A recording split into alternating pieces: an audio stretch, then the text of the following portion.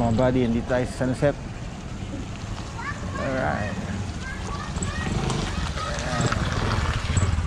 Ayan lang natin yung tubig. Dito nakalaga ng mga kalabaw.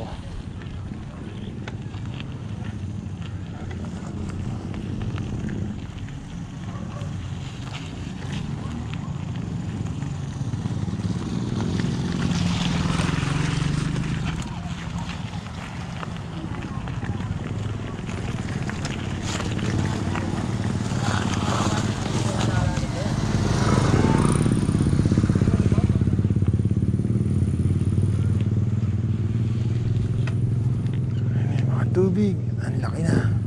Paahon na dito.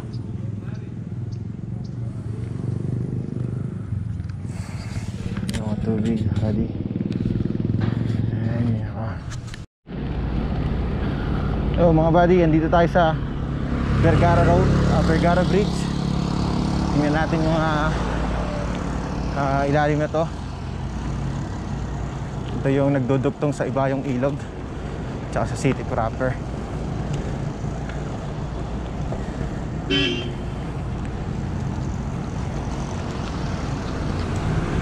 Natin kung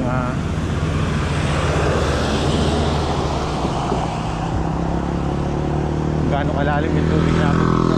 Ilalim na to, Sumakab Norte, no? Ito ilalim na to, Sumakab Norte. So tingnan natin. So yan, daming tao nag-users, so daming tao nagtitingin. So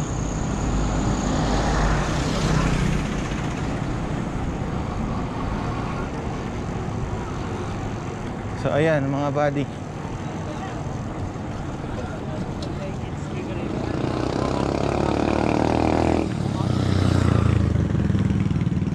makikita nyo ngayon kung gaano kalalim itong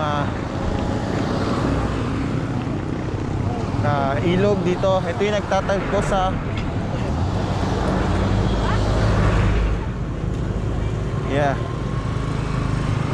ang Gintong Tulay kung tawagin.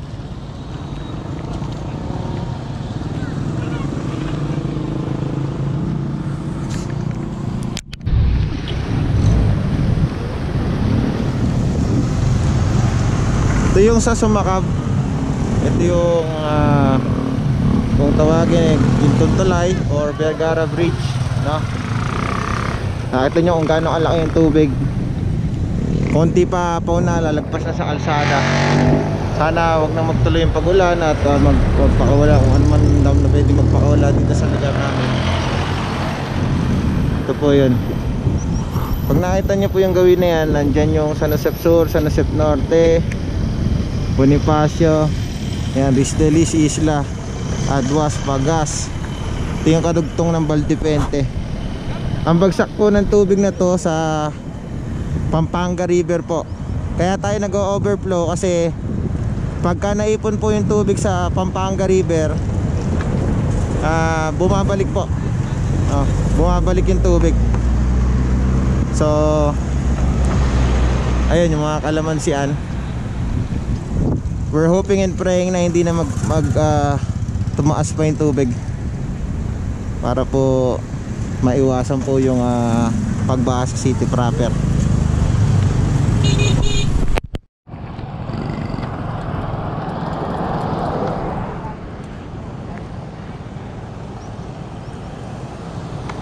Ayan po, ito yun.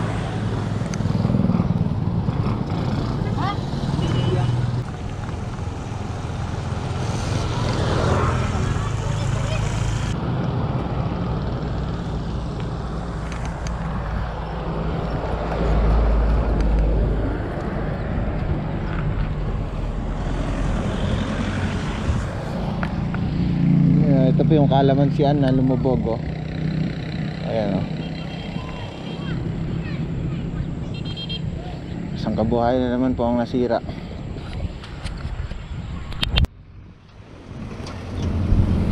Wawa naman po yung may-ari na to. Isang kabuhay na naman po ang naapektuhan. Ay nako, hanggang kailan po matatapos to? Ang lawak po ng naging baha. Ayan o. Halos nagtugtong na po yung ilog tsaka yung sapa na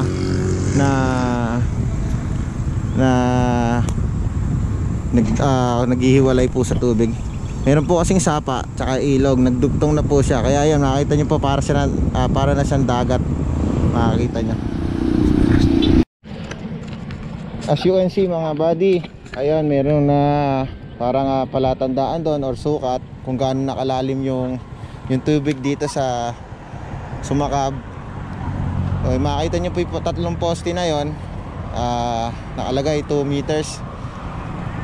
So ibig sabihin hindi pa siya ganun kalalim para umabot sa kabahayan dito sa city proper, no? Pero pag yan mas umangat pa po doon, ibig sabihin nakita nyo po yun, yung sementeryo na yon, lulubog na po yun, no? Kaya nakita nyo, ayan.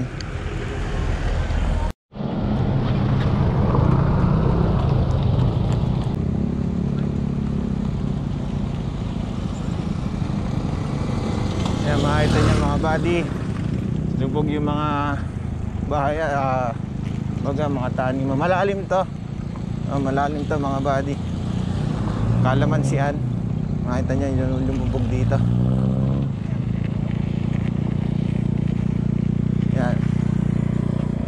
Nyo, lumubog yung kalamansian dito, no? Ito mga tanim dito, kalamansi, lumubog. Ayan. Ayan, makikita nyo po sa video, ito yung sementeryo ng Sumakab. Ayan, no? Medyo nabot na ng tubig, no? Ayan. Kaya pagka lumagpas po yung tubig dyan sa kalsada, ibig sabihin palubog na po ang some part of city proper ng Cabanatuan, na malapit na po.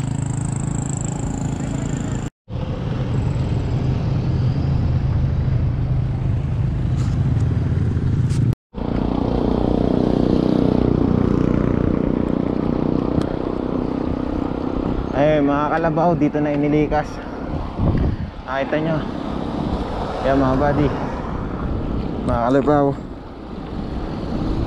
ligas na sa kalsada. Kasi possible talaga na lumaki pa yung tubig kung patuloy yung pag-ulan dun sa taas ng bundok, sa Gabaldon, Aurora, Dingalan. Dito rin bababa po kasi yung tubig na yun. Kaya kami man, nagtaas na kami ng mga gamit. Sabi nga, prevention is better than cure. Sa inam po yung nakaredy na tayo para pag dumating, kung wala man, di man dumating, pasalamat tayo, di ba? Ito yung mga nasalanta rin ng hangin kahapon, kagabi. Yung mga kainan kasi yan, mga turon-turon, buko, binasak ng malakas na hangin kahapon. Kaya so, babalik tayo dito sa gawin ng City Hall. Tingnan natin yung gawin ng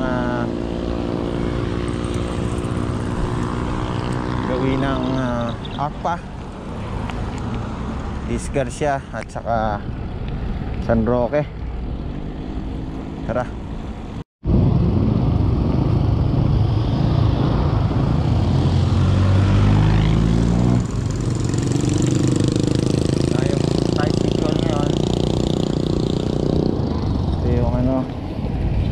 Dito sa Joggers Lane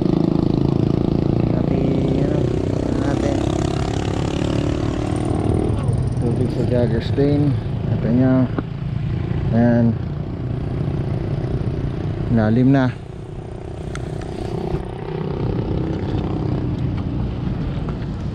Hindi naman inaabot ng ganyan yan pero pagka sobrang lakas na talaga ng ulan o ng bagyo, nag-overflow yan, tapos umaabot yung baha dito, no?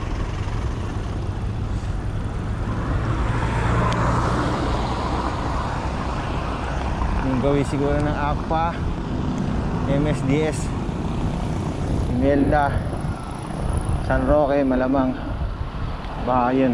Tingnan natin.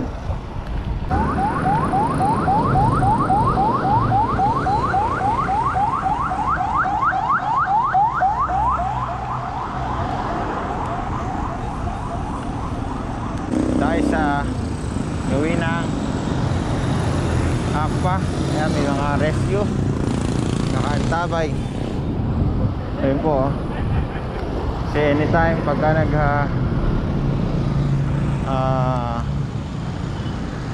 lumaki yung tubig na to,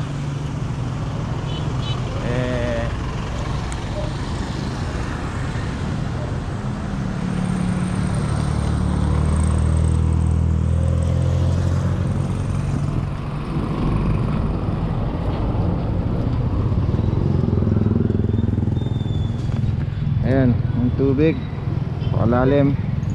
May kasamang putik kung makikita nyo, parang kape nilalabas ng tubig.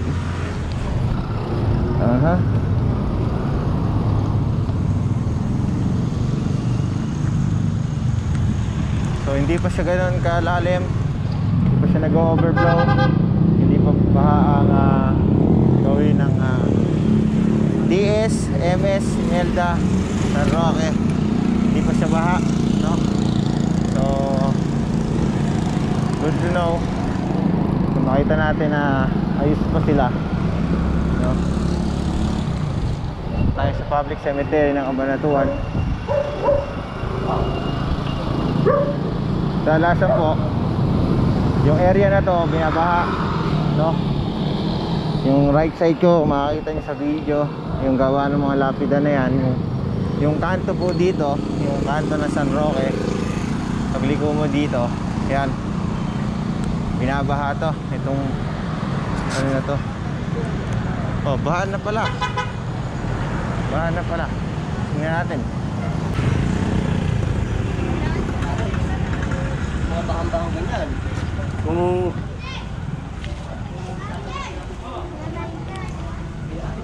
ayan, bahan na. Ayan po, bahan na dito. Nakita niya.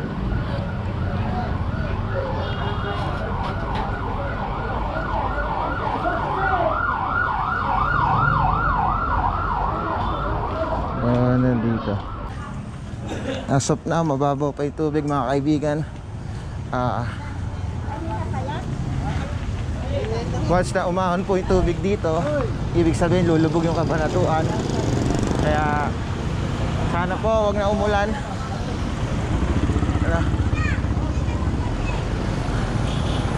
Napakalalim din doon. Lubog na yung San Roque. Yun yung gawin ng San Roque. San Roque Norte ata. Kasi yung San Roque Sur sa gawin ng Mega Center, SM. So yun, pag lumubog to,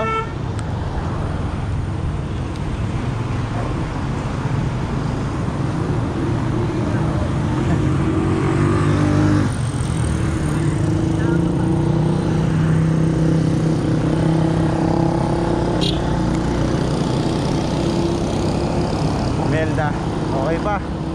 Ito po, baha na po yung gawin ng Sulueta. Biglang bumaha, no? Napakalalim ng tubig. Kung makikita nyo, nakakagulat. Ito yung Sulueta papuntang Iglesia ni Cristo.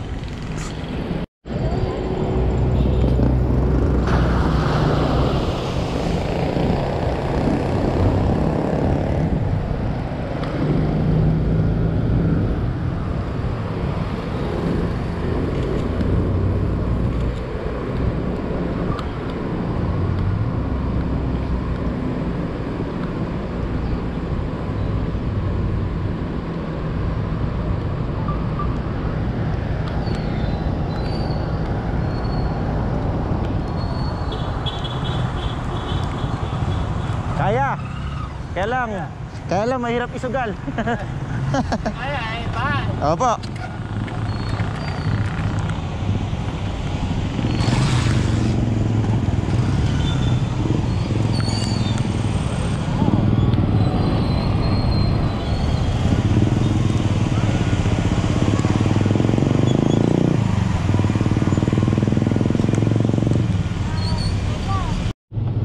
Mga buddy, uuwi muna tayo.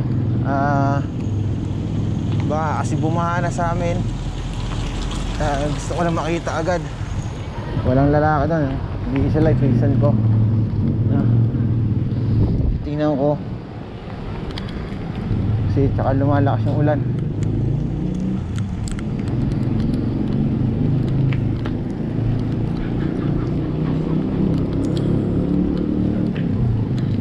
Hirap na. Aha.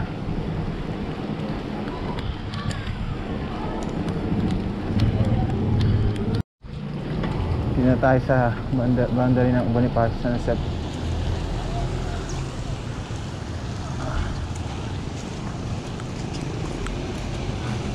May baha na dito.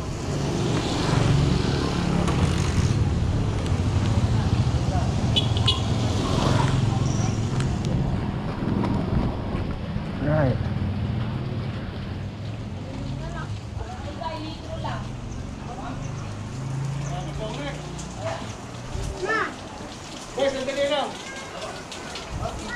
Pinamakalabog to. Kalabog to, pare. Promise, kalabog yan. Ayan na. Lalim ng tubig.